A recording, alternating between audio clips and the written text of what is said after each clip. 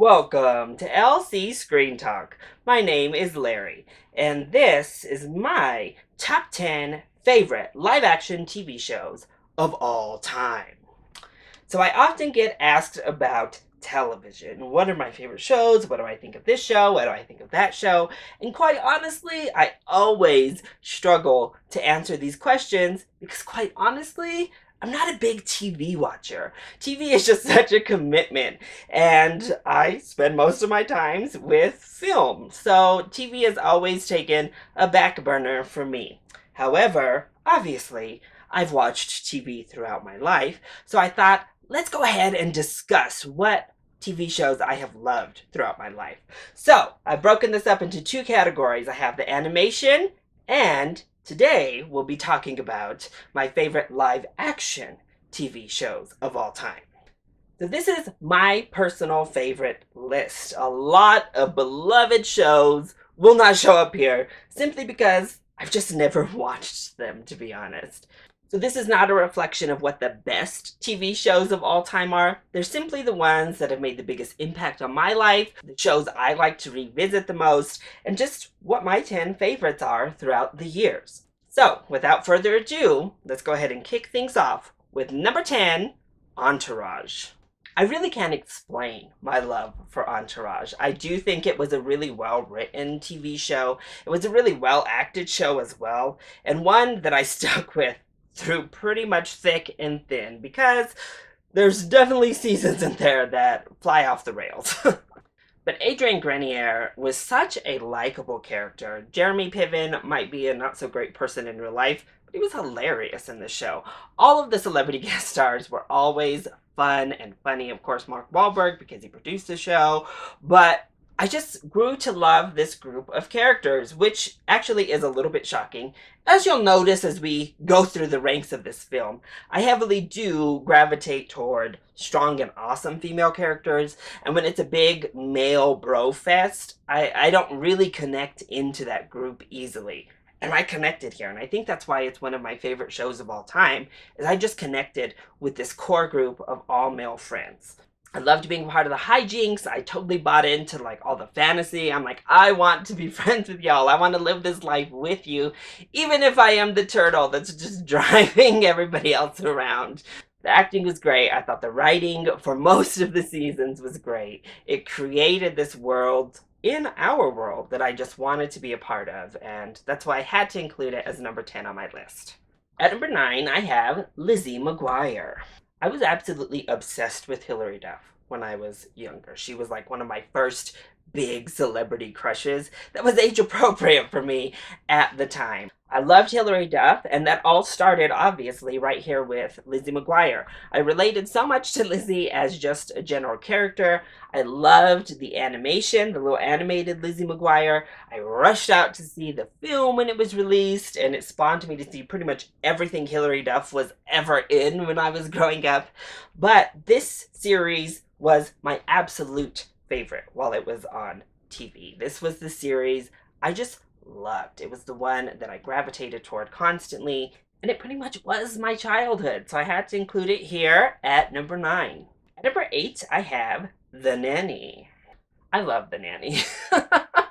I think Fran Drescher is just such a charming and lovely woman, and this was a show that just worked for me. The comedy just worked for me, from her mother Sylvia to Yetta to obviously Niles killing it with his comedy, just zinger after zinger, all of which landed.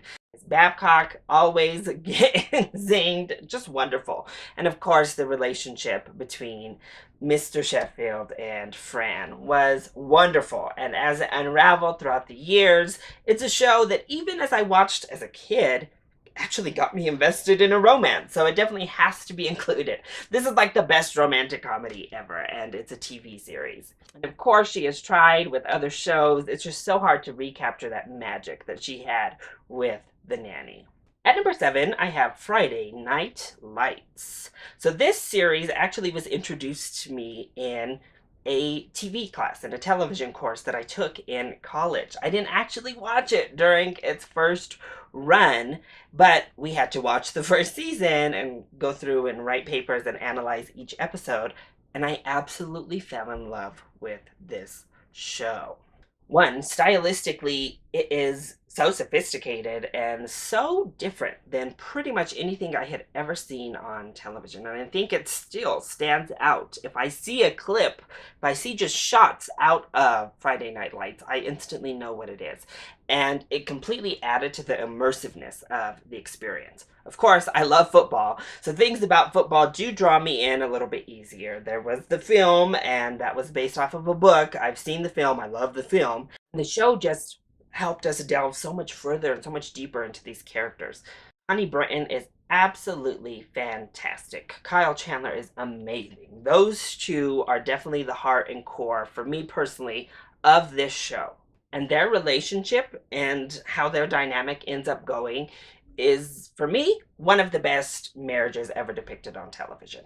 But of course, all of the students in the series are absolutely fantastic. I think the writing, except for season 2, which was shaky, is absolutely fantastic. As I said, the direction, the cinematography on this TV show was just stunning. I loved Friday Night Lights, and I couldn't get enough of it after I watched it for that class and just like binged all the rest of the series and was sad that I didn't have any more to go back to.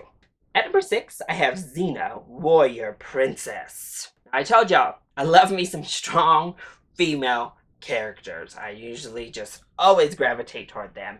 And Lucy Lawless as Xena, the Warrior Princess, was everything to me as a child. First of all, this was a huge step forward in depiction for the LGBTQ community to have a lead character pretty much come forward by the end of the series with her love for Gabrielle. I mean, come on now.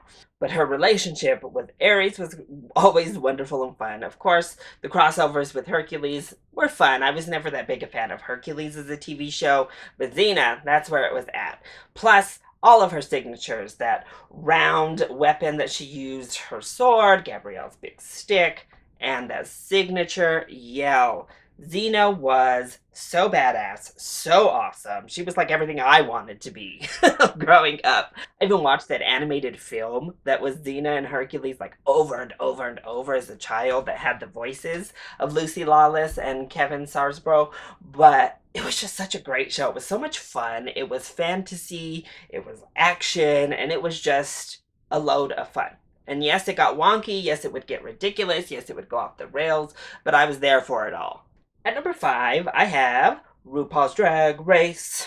So spoiler alert, this is the only reality TV show to make my actual list, and it's because I've just become completely obsessed with RuPaul's Drag Race. I'm not a fan from the very beginning. I didn't start off on this train, but when I did start off, I was instantly hooked and have since then fully immersed myself, not only in the drag community, but in RuPaul's Drag Race as a fandom. I went back and watched the seasons that I hadn't seen when I first entered the show. I love these queens. This is such an impactful show because it fully is about gay people telling their stories, understanding this marginalized community, bringing something underground to the forefront, and something that has always been very tongue-in-cheek, kind of making fun of and playing with, subverting all of the reality show competition tropes along the way. It takes America's Top Model and Project Runway, basically, and mashes them together into this big, fabulous extravaganza. It has great people that have come out of it, amazingly talented people who have gotten wonderful exposure, and I think it's just a wonderful show, and I'm glad that it has been receiving awards recognition that it has long overdue deserved.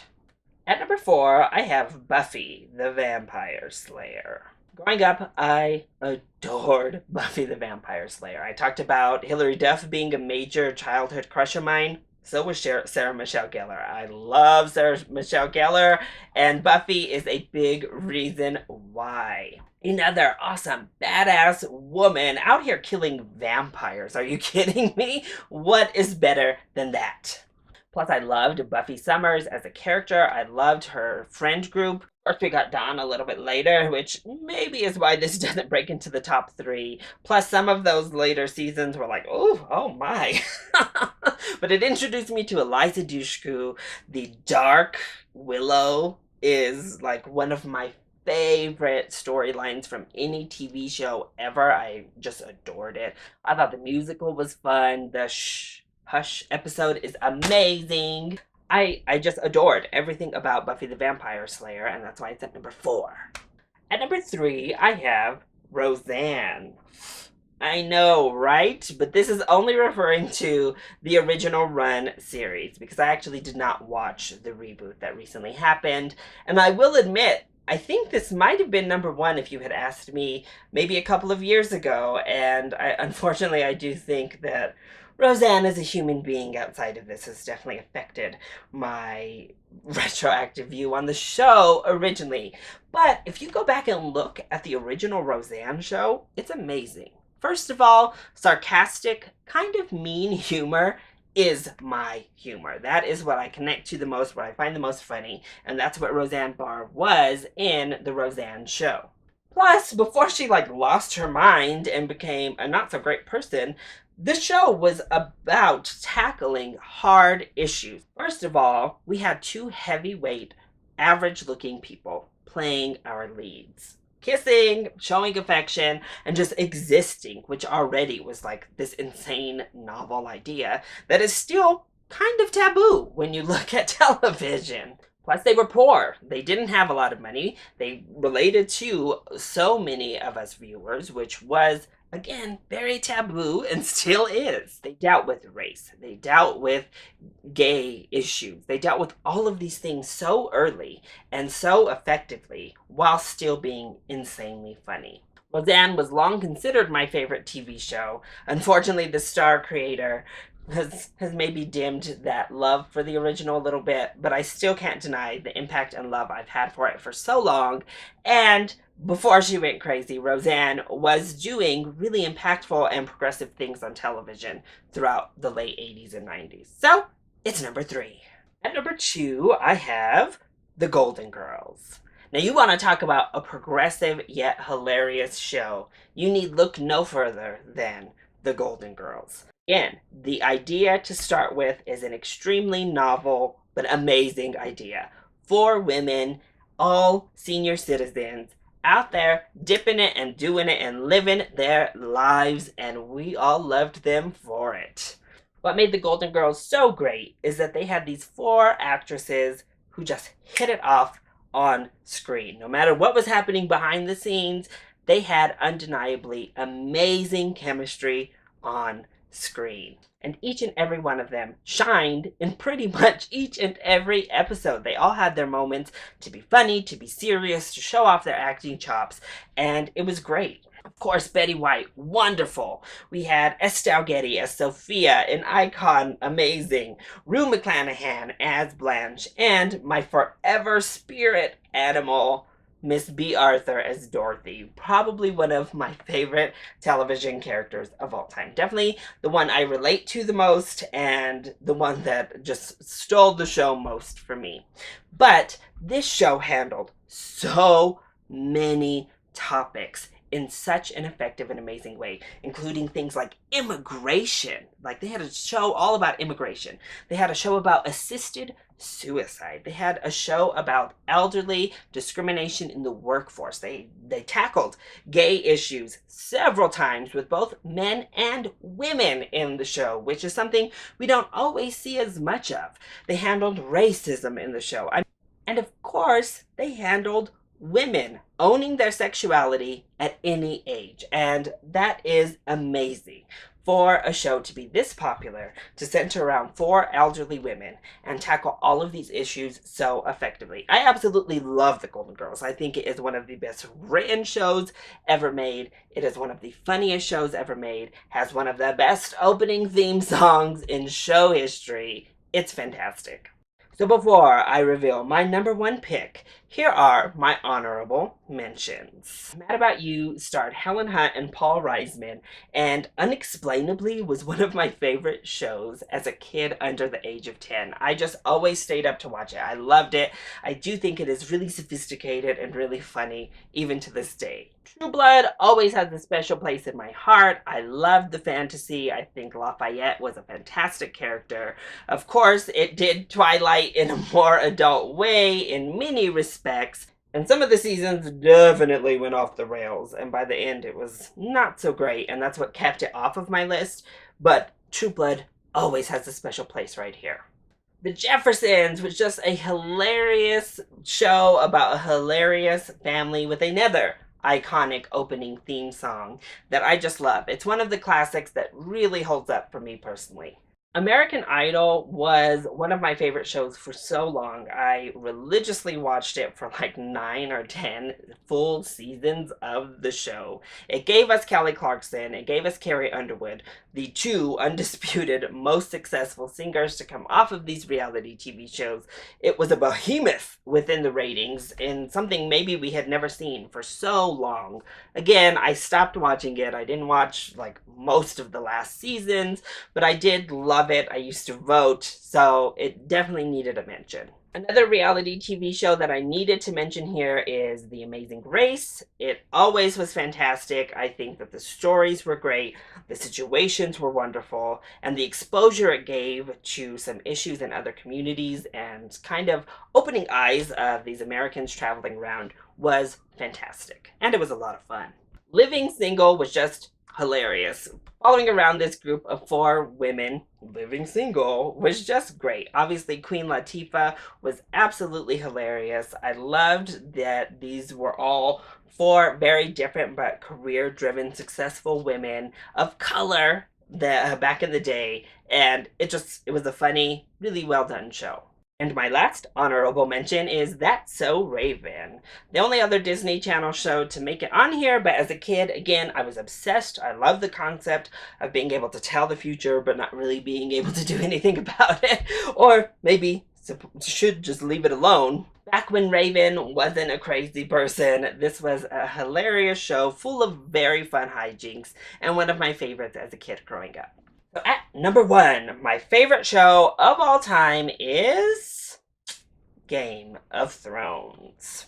This was a tough choice, actually, between my top 2 on who I wanted to put at that number 1 spot, but I ended up putting Game of Thrones number 1 because the only other show that I think I have even come close to being this immersed into is Pokemon. That's the only other show I've done more with outside of the show itself. But I find myself reading up on all of the fan theories within Game of Thrones. I find myself going back, reading all of the supplement materials about the backstory, about what happened, about all of these wars, watching all of these videos about that, seeing people just talking about Game of Thrones. I never watched that type of stuff except for with this show. Of course, I've rewatched it a couple of times and am looking forward to rewatching it yet again heading into this final season. I don't think any other show has been as well constructed and well written as Game of Thrones, and certainly no other show in history has had the effects and cinematic value of Game of Thrones. I know people have a lot of problems with season 7, but I've never seen shots like season 7, and in particular, of course, with those dragons, in any television show ever. Have they even come close to that type of production value? It's outstanding. It's thrilling, it's exhilarating. Nothing has had me so invested in the outcome of characters like this show has. So yeah, I think Game of Thrones is just absolutely amazing. I'm always talking about it, even when we have an off year, like right now. I just can't stop talking about it, theorizing about it, thinking about it. I'm going to a live concert for it next month. I just love Game of Thrones. I'm one of those obsessed type of fanboys, and I am so sad it's going to be ending, but I can't wait to get to that final season already. So that is the list of my top 10 favorite live-action television shows of all time. What did you think of my list? And more importantly, what are your favorite shows, live-action that is, of all time? Let me know either in the comment section down below, or you can hit me up on Twitter. Also, if you like this video, make sure to click like down below and subscribe to the channel so you are always up to date on our latest videos. I love you all so much for your support. Mwah! Thank you for watching, and I'll see you next time. Bye!